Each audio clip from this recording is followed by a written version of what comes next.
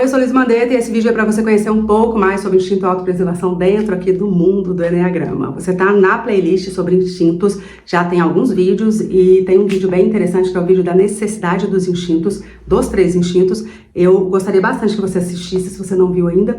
Por quê? Porque, gente, tem muita coisa que a gente faz que a gente não faz porque a nossa essência precisa, a gente não faz porque é o certo fazer, a gente não faz porque tá linkado a uma intenção positiva, a gente faz porque a nossa personalidade pediu, o nosso instinto está carente daquilo. Então, saber quais são as necessidades, saber quais são as inclinações do nosso instinto dominante, assim como do nosso tipo, assim como as fugas do nosso instinto reprimido, saber tudo isso é o primeiro passo para você não cair na armadilha constante de ser sequestrada por essas necessidades que não são suas. São necessidades dessa armadura que você criou aí nos primeiros anos de vida.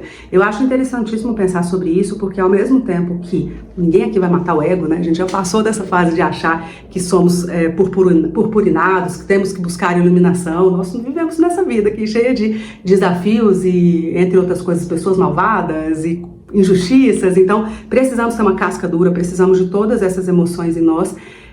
Mas, ao mesmo tempo, a gente precisa olhar para esse ego, olhar para essa personalidade, para essa máscara, para essa persona e trazer ela de uma maneira um pouco mais consciente, fazendo com que ela se integre à nossa essência e a gente vá para a vida um pouco mais humano e menos homem-máquina, né? Menos automático. Então, se eu estou fazendo um monte de coisa sem refletir, pode ser que eu esteja vivendo uma vida que não é minha, é a vida que o instinto quer. E, por exemplo, o instinto autopreservação vai buscar segurança. E o que é segurança para você? Várias pessoas podem falar isso de maneira diferente, né? Depende da questão cultural, dependendo da pessoa, das aspirações, da família que ela cresceu, do bairro que ela cresceu, do país, ela vai falar que segurança é ter, sei lá, 3 diplomas, ou que segurança é ter uma casa dentro de um condomínio, que segurança é ter um baita de um casamento estável. Então isso vai mudar, né, de acordo com enfim, todo o contexto daquele ser humano. Mas, de uma forma geral, a gente vai entender segurança como segurança no trabalho, segurança na moradia, segurança nos bens materiais, segurança financeira, segurança nos relacionamentos. De uma maneira geral, a gente vai entender isso com as várias modificações que o ser humano traz. Agora, quando a gente vai olhar para a essência, a gente é tudo muito mais parecido do que na personalidade. E na essência, tem uma coisa que adoece a gente, que é o distanciamento de um baita de um relacionamento profundo, íntimo, que tenha uma conexão muito forte. Instinto autopreservação pode ser que, por estar assolado de medos e inseguranças e busca por recurso, ele não dê muita atenção para isso, embora na personalidade você vai encontrar vários instintos autopreservação dominante, que é família puro, que é amigo puro no sentido assim, né, que busca fazer elos muito fortes com as pessoas, mas muitas vezes porque tem medo de algo, ansiedade de alguma coisa, não por aquela conexão genuína. E alguns deles são, inclusive, egoístas, individualistas, além da conta. Tá? Eu tô querendo dizer que muitas vezes, se não tiver claro para você o que o seu instinto, qual o instinto dominante você está operando aí, e o que ele precisa e o que ele busca, você vai ser meio que um refém, né? Você vai estar num cativeiro de um instinto que é muito mais forte que você. Então, quantas e quantas vezes a gente vê de exemplos de que o instinto falou muito mais alto. Eu, por exemplo, sou filha de um instinto sexual dominante e de uma autopreservação dominante. Então, a minha mãe é uma 2 autopreservação e o meu pai um 6 sexual. E eu escutei a vida inteira, por exemplo, da minha mãe, as noções de segurança financeira, isso era muito mais forte, era muito mais valor, muito mais valor da minha mãe do que foi pro meu pai. E o meu pai é um 6. Então pode ser que você fale assim, nossa, você é filha de uma tipo 2 com um tipo 6, então seu pai te passou valores de segurança, dessas coisas? Não, ele passou outros valores de vida. Os valores deles, por ser sexual dominante, foi, vai pra vida, se entrega. Eu vou falar sobre isso quando eu falar sobre o sexual dominante, mas o sexual dominante, ele é impulsivo, né? Ele é sangue nos olhos, faca na bota. E esses valores, por mais que minha mãe seja uma emocional predominante, esses valores de segurança vieram dela. Então, o instinto, ele ganha do tipo, sabe? Ele ganha do tipo. E pode ser que a gente viva uma vida atrás, né, respondendo a essas coisas que a gente aprendeu dos nossos pais, da nossa cultura, né, dos nossos instintos, ou que a gente vive uma vida pegando o melhor desse caldo aí, né, genético e cultural, mas sendo fiel à nossa essência. Isso talvez seja o grande desafio nosso, né? Eu vou passar alguns tópicos para você, então, do que é ser instinto autopreservação dominante. Aí eu quero te lembrar uma coisa, aqui no YouTube, né? Aqui no YouTube, tem um módulo sobre instintos. E aqui na Escola 963, a gente tem dois módulos, o módulo de instintos e o módulo JL Instintos, que é John Lukovic Instintos. E lá eu consigo, obviamente, né, fazer algo com um pouco mais de metodologia, de processo. Então lá, não que você não vá entrar em contato com coisas que podem ser muito transformadoras aqui, basta você de fato refletir e colocar na vida real, né, porque conhecimento não é transformação. Mas lá na escola tem tudo, porque eu sei que tem muito aluno que vem aqui e assiste as coisas no YouTube, né, então calma, fica tranquilo, porque lá na escola tem as aulas muito detalhadas, com mais processo, e lá você vai fazer aquele caminho que a gente gosta de fazer dentro da escola, que é o caminho sem pressa, sem falta, homeopático. Tem muitos alunos que assistem a mesma aula diversas vezes, né? Tem aluno, essa semana eu recebi feedback de uma aluna, a gente está aqui em setembro de 2024, e eu recebi um feedback de uma aluna que falou: Luísa, sabe aquela aula que você falou sobre tal coisa em 2021 que eu tive acesso a ela? Hoje é o resultado de algo que eu fiz baseado naquela aula. E é um resultado bom, viu? O resultado dela é lindo. Então é isso, sabe, gente? Então, às vezes a gente conhece um monte de coisa, mas se a gente fizesse o básico e aplicasse, se a gente fizesse basicamente algumas coisas e aplicasse, talvez nossa vida estaria num outro patamar. Então pega aí, o que você faria na sua vida que mudaria 80% dela? Né? O que você mudaria? Um pouco do seu humor, um pouco do seu temperamento, um pouco da sua disciplina, da sua coragem, né? Da sua autoconfiança. O que é que mudaria? O que é, se você conseguisse melhorar, mudaria 80% da sua vida? Faz uma lista disso e bota pra quebrar, porque às vezes a gente fica se distraindo muito, fazendo muitas coisas pra se distrair, pra fugir do que realmente precisa ser feito, tá bem? Fica aí o meu convite pra gente fazer um jejum de olhos, jejum de informação e uma abundância na ação. Gente, então vamos falar de instinto, autopreservação, e depois eu vou falar do sexual e do social em outros vídeos, mas aqui eu quero pontuar algumas características do autopreservação. De novo, a gente está fazendo essa dobradinha lá na escola, então na escola você já tem do sexual e do autopreservação, e essa semana entra do social. E depois eu vou falar sobre ponto cego, sobre instinto reprimido, vai depender aí do autor, a gente vai falar sobre toda essa coloração, né, porque você pode ser uma autopreservação dominante com um sexual reprimido, ou sexual reprimido, sexual ou social reprimido, e aí muda tudo. Então você pode ser uma autopreservação tipo 3, ou uma autopreservação, tipo 6, aí muda tudo também. Então a gente vai aprofundando conforme a gente for dando os primeiros passos, né? Bom, o instinto autopreservação, a primeira coisa que eu tenho para falar para vocês é o seguinte: é um impulso para o bem-estar, tá? Então isso vai mudar de acordo com o encontro desse instinto com os 9 tipos, tá? Mas a busca é por um conforto. Então tem tipos que vão buscar um conforto mesmo físico, vai amar um bom sofazão, vai amar uma boa roupa, sem costura, sabe? Vai gostar desse conforto mais visível, né? Mais grosseiro, digamos assim. E tem outros tipos que vão buscar um conforto, por exemplo, que o resultado do status dá, que o resultado do trabalho dá, que o resultado de elos com pessoas importantes dá, entende? Mas assim, você vai ver essa busca por um bem-estar, né? Essa busca por um conforto, né? Bem claro em quem é instinto autopreservação. Então, conforto. O ar-condicionado tá bom? Eu vou passar frio, vou passar calor, vai ter comida, a comida vai me fazer bem. O instinto de autopreservação, eu tô falando aqui dos normais, dos saudáveis, não dos que estão distorcidos, eles tendem a ter uma noção de corpo maior que a nossa, mesmo se eles não forem físicos no Eneagrama, ou emocionais, que têm um contato maior com sentimentos, né?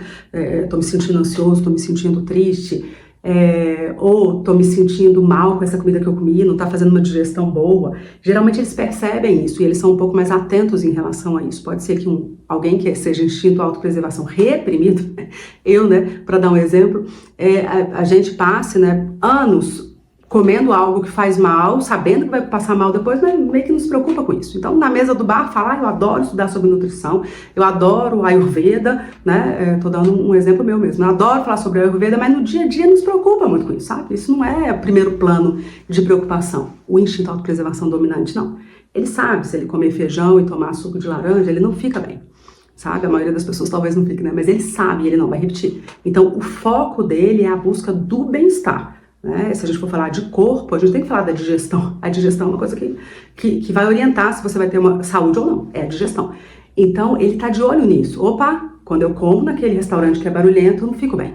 Eu demoro umas 3 horas ali pra voltar a me sentir bem, eu fico meio letárgico. Ah não, quando eu como com, sei lá, meu irmão que é meio brigão, eu fico um pouco nervoso. Então ele vai fugir dessas coisas, ele tem uma fuga de tudo que não está relacionado ao bem-estar. Né? Eu não me sinto bem se minha casa não estiver arrumada, então o foco é na casa. Né? Aquela mulher que depois que a faxineira sai, ela faz uma geral ainda, né? Antes e depois da faxineira, né, chegar em casa. Então tem palavra-chave, bem-estar. Tudo rodeado a esse bem-estar, tá? E você pode listar aí pra você o que significa bem-estar pra você. Mas tudo relacionado a bem-estar é um foco de quem é autopreservação dominante. Lá na escola eu aprofundei muito sobre isso porque é bem legal, tá? Uma outra coisa que eu queria falar, ok, se eu ligo para bem-estar, né? E se a gente for olhar de uma maneira bem, se a gente for falar de uma maneira bem dormente, assim, né? Bem de sonâmbulo espiritual, a gente vai olhar para o corpo. Né? A gente vai olhar para o corpo. Em sânscrito, corpo significa algo em decomposição. Nasceu, começou a morrer. Não tem saída. Quanto mais, né, da primeira hora que você nasceu até o, sei lá, milésimo dia, até você ter 42 dias, mais próximo da morte você tá. Né? Muito mais próximo da morte do que do nascimento. Então, o instinto de autopreservação, ok, muito positivo, ele vai cuidar do corpo, ele vai cuidar de várias coisas que tem a ver com sobrevivência. O lado negativo disso é que ele está cuidando de algo que já está em decomposição. É perda de tempo. Luísa, beleza, então vamos tomar Coca-Cola com chocolate e comer chocolate no café da manhã? Você sabe que não, você sabe que eu não estou falando isso. Tudo na vida, ou quase tudo, tem coisa que não, né? Mas quase tudo na vida é um equilíbrio e é meio que assumir que a gente já perdeu algumas guerras, né? Então a perda dessa estrutura nossa corporal, se tudo der certo, se você estiver no Brasil, se não me falha a memória, a gente tem uns 75 anos, né, de média de vida. Eu acho que é isso, tá, gente? Posso estar falando uma besteira, mas entre 70 e 80 anos você vai morrer, isso é uma certeza. Ah, o meu avô viveu até 100, tá bom, eu sei disso, não tô falando do seu avô, tô falando da regra e não da exceção. Ou seja, o foco 100% no corpo, assim como bem-estar, assim como bens materiais, assim como habilidades de carreira, assim como tudo que é muito prático, porque o instinto de autopreservação ele tende muito mais a ser prático do que abstrato. Né? Então, tudo que é muito foco em pontos que são muito práticos da vida, isso é uma armadilha da vida, né? Ao mesmo tempo que é muito importante, tem o peso de nada. Você sabe disso. Se você já recebeu um diagnóstico falando assim, talvez você morra, né? Talvez você morra, você vai falar o quê com as pessoas ao seu redor? Não, pelo amor de Deus, não deixa eu morrer, me ajuda, porque eu preciso terminar meu MBA, ou porque eu preciso terminar de construir minha casa, ou porque eu preciso comprar um segundo apartamento, ou porque eu não conheci, sei lá, a Tailândia ainda. Você não vai falar isso. Né? Provavelmente você vai falar, cara, eu quero mais tempo com meus filhos. Né? Eu quero mais tempo com meu marido, com minha esposa, eu quero mais tempo de ficar uma tarde tomando um sorvete com quem eu amo, sabe? Então, as coisas que o instinto busca através de segurança não tem nada a ver com o que, em essência, nós buscamos. Né? Em essência, a gente quer o quê? Um teto, né? Um arroz e feijão, se você for brasileiro, né? Porque isso muda, né? Culturalmente, então a gente quer o basicão em essência, né? Na personalidade a gente quer Mac, a gente quer a comida que a mamãe faz, a gente quer, não é qualquer teto, a gente quer um teto, né? Dentro do bairro X. Então essa luta, que é nem tanto ao céu, não tanto à terra, né? Nem tanto ao corpo, mas também nem tanto ao espírito, talvez seja uma das grandes pegadinhas, né? Que a gente tem nessa vida. E quem é autopreservação dominante precisa estar de olho, porque você vai passar uma vida, se você não estiver minimamente acordado, para servir o que o instinto quer.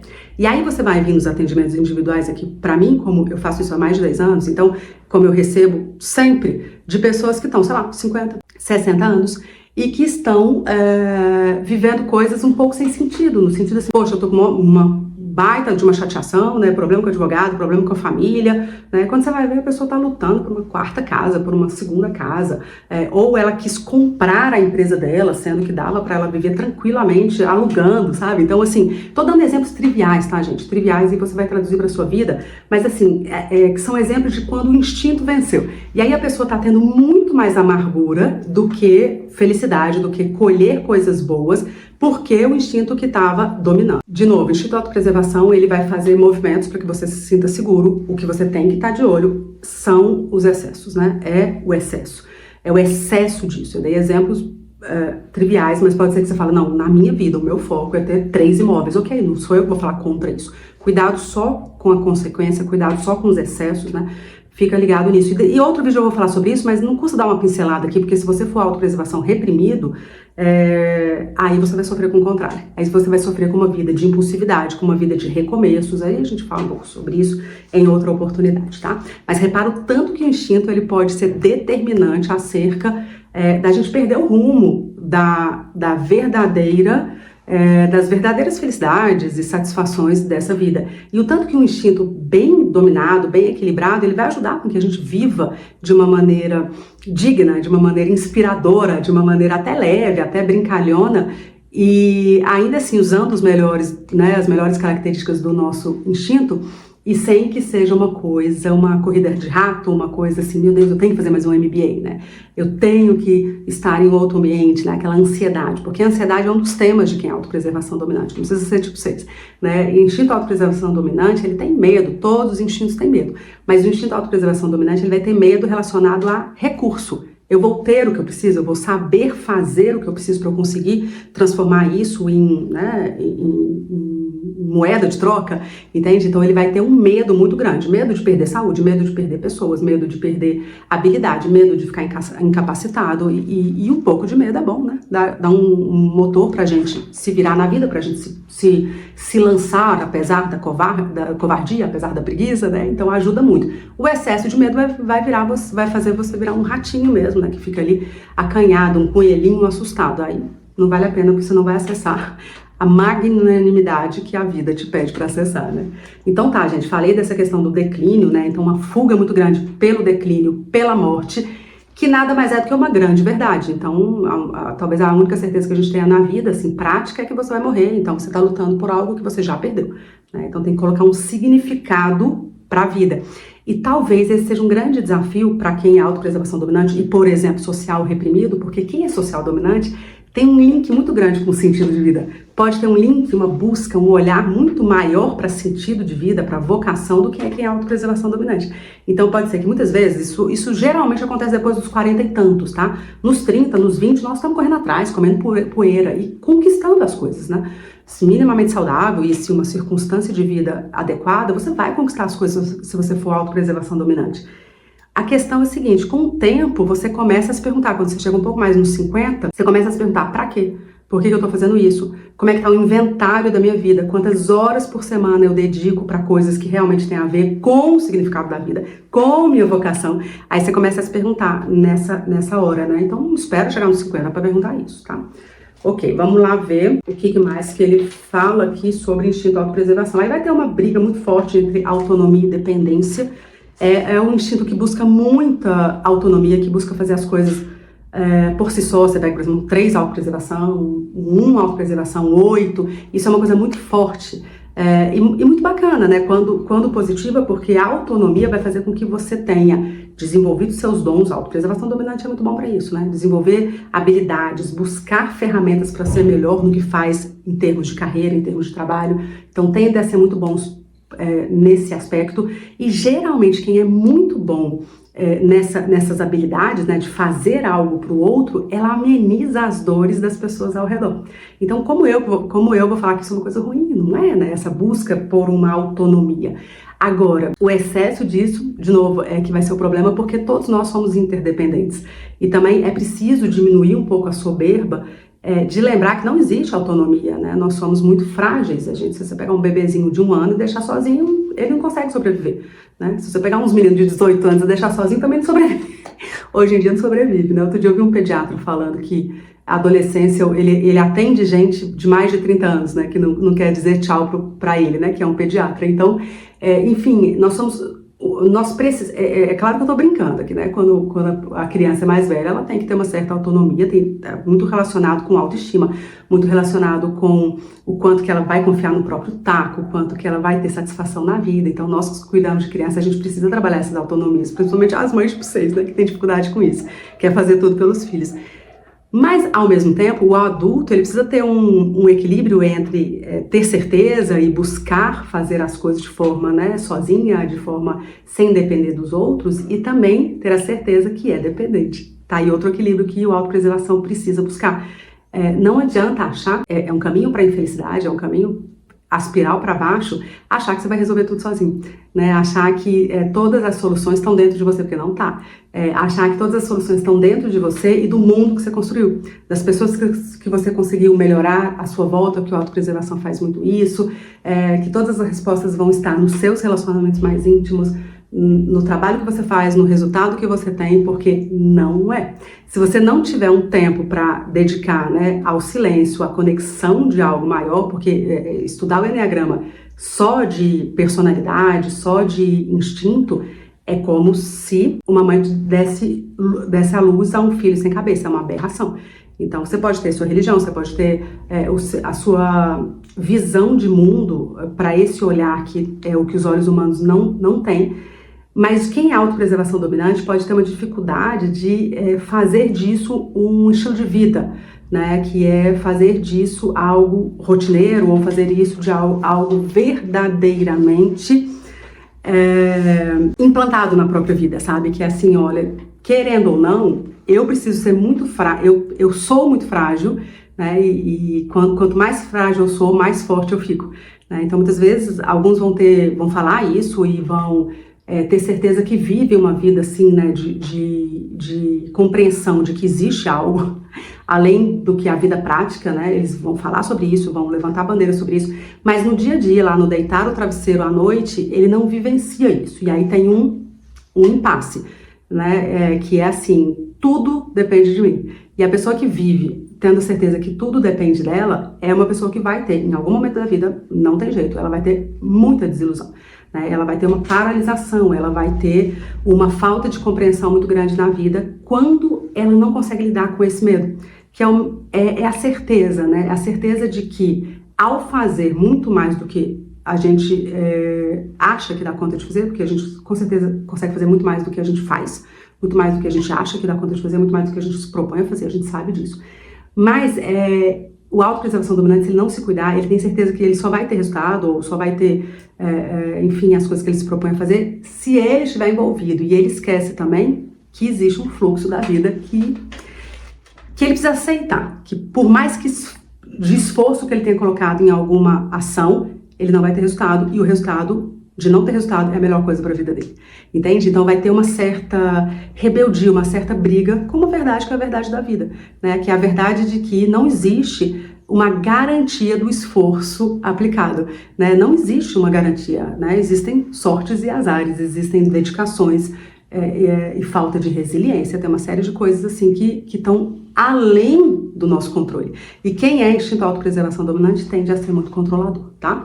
Medita sobre isso, quem é autopreservação dominante. Na minha experiência, não é uma coisa que vocês aceitam fácil, não é uma coisa que vocês entendam fácil. Então, volta no vídeo. Outro dia um menino escreveu aqui pra mim: eu gosto do seu conteúdo, mas, pô, você fala muito rápido, não dá nem pra acelerar. Eu falei, mas meu amigo, assiste sem acelerar.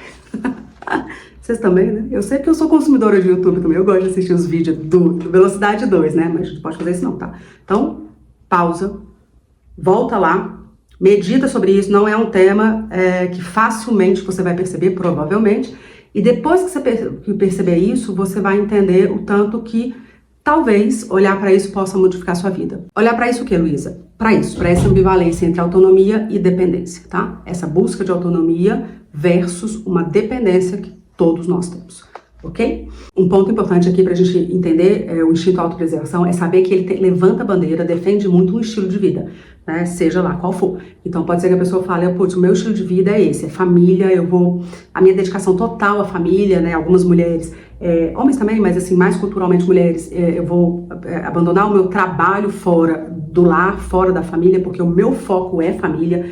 E aí, geralmente, eles levantam a bandeira, eles falam, meio que no discurso é assim, você tá vivendo errado e eu certo. Então, tem uma defesa muito forte ao estilo de vida escolhido para quem é autopreservação, seja lá qual for, tá?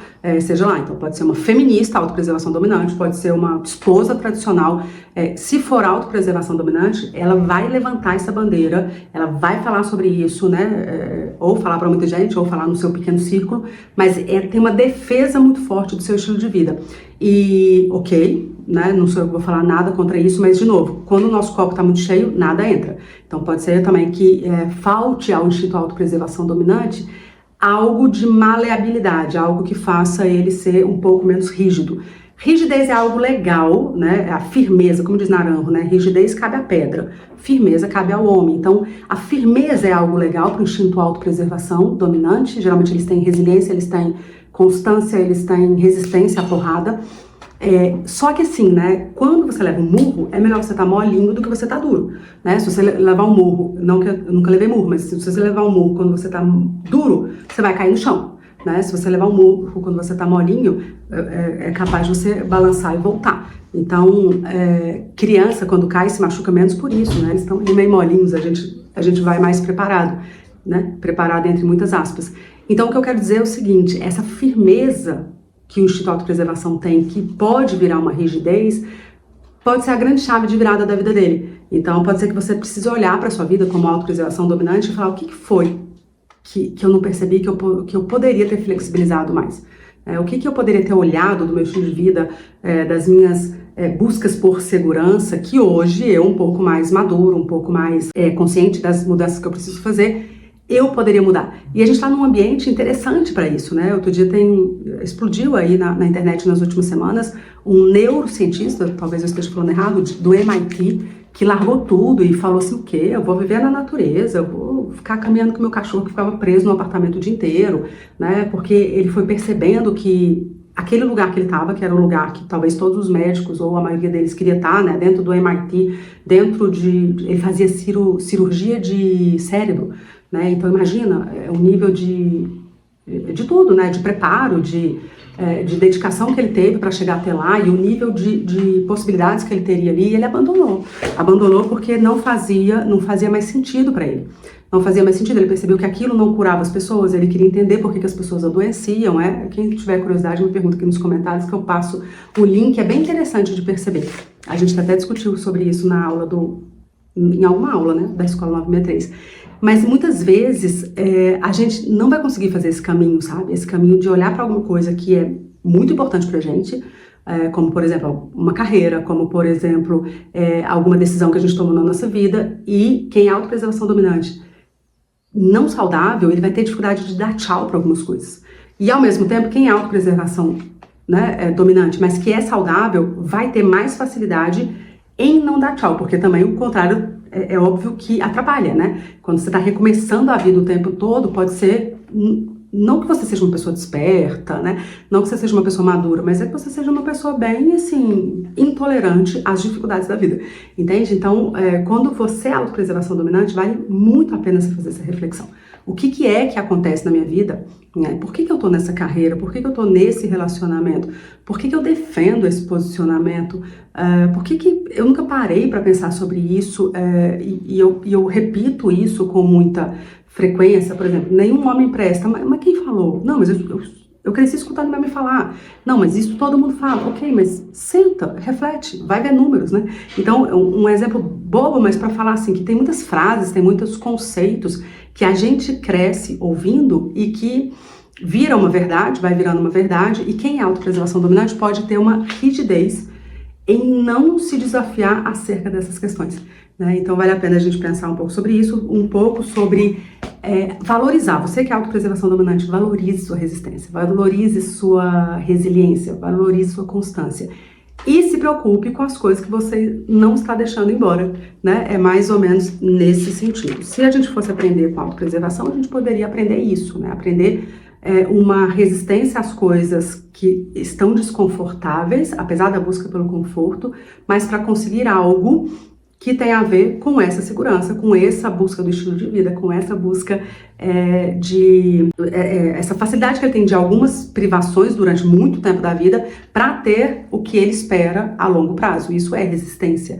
A gente pode aprender muito isso com quem é autopreservação dominante. E quem é autopreservação dominante poderia aprender muito, por exemplo, com o social dominante, sobre vocação, sobre fazer o que é bom para o outro e não viver no individualismo, no egoísmo. Uma dose de egoísmo é bom, né? Porque você vai se tornar uma pessoa melhor para as pessoas ao seu redor, mas viver a vida buscando, né, os seus prazeres, por mais que os prazeres... Ah, Luísa, mas não é que eu quero comer chocolate, beber cerveja e, né, ficar anestesiado de substânciazinhas, né? A vida inteira, né? O meu prazer é outra coisa, o meu prazer é viver para minha família, é viver, né, ter minhas coisas aqui, tudo. E você pode defender isso como se fosse uma coisa boa, e quem sou eu para falar que não é bom? Mas a gente aprende muito quando a gente olha para os outros, então o social dominante é quem nos ensina a olhar o que é melhor para o outro, né? Qual que é a minha vocação para ser melhor para o grupo, né? E quem é sexual dominante nos ensina a dar o primeiro passo, a fazer e depois pensar, a buscar o destaque. Quantos e quantos autopreservações dominantes talentosérrimos que a gente nunca vai conhecer, porque eles têm medo de falar numa reunião, porque eles têm medo de se jogar em alguma coisa que eles são muito bons. Então falta um toque de sexual dominante para esses autopreservações que são muito bastidores, tá? Pessoal, então é isso. Eu falei nesse vídeo sobre autopreservação dominante. Nos próximos a gente fala do sexual dominante, do social, e na sequência eu quero falar sobre essas interações, né? Quando reprime, sobre a hierarquia mesmo, né, desses instintos. Você que é meu aluno já tem todo esse material lá, se você estiver meio ansioso para saber o final dessa história, já tem todo esse material, e em paralelo a gente está fazendo o acompanhamento. Eu não estou fazendo uma leitura comentada, mas eu estou fazendo um acompanhamento do livro do John Lukovic, que para mim é de fato um livro que tem mais informações sobre instintos. É um livro validado ali pelo Russ Hudson, então traz muita informação. Você não precisa concordar com tudo, mas ele traz muita informação interessante sobre instintos, que eu já uso há alguns anos nos meus atendimentos individuais e que dão muito resultado. E a gente está fazendo um passo a passo, de capítulo por capítulo quase, dos conceitos que ele traz no livro, e eu trazendo aqui para a realidade, tá? Trazendo para a realidade dos meus alunos, dos meus atendimentos, para você entender um pouco mais de instintos ali na Escola 963. Então é isso. Compartilhe esse vídeo com as pessoas que você gosta, compartilhe esse vídeo com as pessoas que precisam conhecer a sabedoria do Enneagrama, curta e comente aqui embaixo a sua experiência acerca disso. É muito legal quando a gente divide as experiências, porque o Enneagrama ele é bom quando ele é vivenciado. Beijo, até o próximo vídeo.